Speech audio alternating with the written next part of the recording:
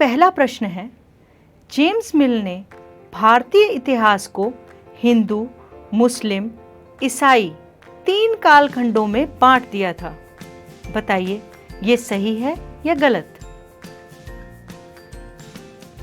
बच्चों, आपका ये प्रश्न गलत है, क्योंकि जेम्स मिल ने हिंदू, मुस्लिम और ब्रिटिश काल इन 3 खंडों में भारतीय इतिहास को बांटा था। चलिए, मेरा दूसरा प्रश्न है, सरकारी दस्तावेजों से हमें ये समझने में मदद मिलती है कि आम लोग क्या सोचते थे। बिल्कुल सही, ये भी गलत है, क्योंकि सरकारी रिकॉर्ड से हमें बस उनके ठाट बाट क्या थे और सरकारी शासक क्या सोचते थे इसके बारे में पता चलता है। आम आदमी इससे कोसों दूर था। चलिए, अब है तीसरा प्रश्न। अंग्रेजों को लगता था कि सही तरह शासन चलाने के लिए सर्वेक्षण महत्वपूर्ण होते हैं।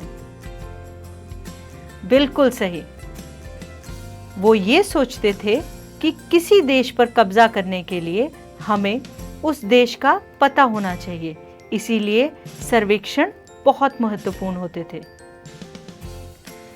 चलिए आगे बढ़ते हैं। अब हम थोड़े बड़े प्रश्नों के बारे में चर्चा करेंगे। जेम्स मिल ने भारतीय इतिहास को जिस तरह कालखंडों में बांटा है, उसमें क्या समस्याएं हैं? इस प्रश्न का उत्तर कुछ इस तरह है। बच्चों, उसने भारतीय इतिहास को 3 खंडों में बांटा, हिंदू, मुस्लिम तथा ब्रिटिश काल।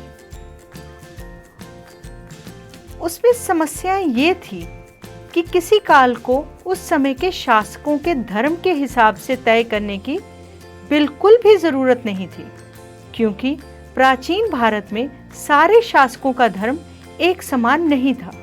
तो बच्चों, ये विचारधारा गलत है कि किसी दौर को हिंदू या मुस्लिम का दौर कहा जाए। बच्चों, इसमें समस्याएं तो बहुत हैं, परंतु हम महत्वपूर्ण समस्या की बात करें, जैसे कि ब्रिटिश काल में उनकी तानाशाही, लोगों पर अत्याचार, उनके ठाट बाट और अपनी ही वाहवाह के चर्चे थे। इसमें ये नहीं दर्शाया गया कि हमारी सामाजिक संस्कृति कैसे आगे बढ़ी। चलिए अब दूसरे प्रश्न के बारे में बात करते हैं।